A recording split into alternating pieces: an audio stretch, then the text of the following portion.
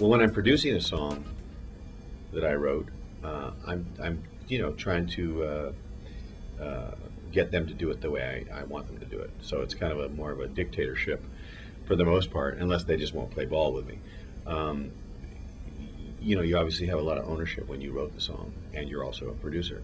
When I'm just producing a song that I didn't write, I have a little more flexibility. I'm not as much of a dictator in those circumstances. But I'm very good at separating myself from each of my particular skills.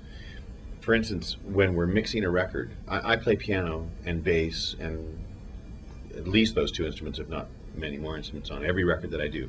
Every single record that I make since the beginning of time, other than when there's real musicians involved, comes from my fingers. I'm not one of these guys that has a camp and that has a room full of guys that are pounding out music and I'm just kind of like overseeing it. Although that's a fine way to make records too, but every single thing comes from my fingers.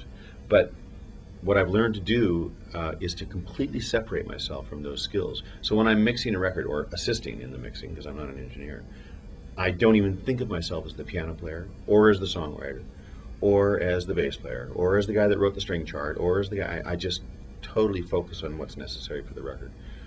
Because there are some musicians that can't get past who they are, and they're always wanting to push their own part up, but not me.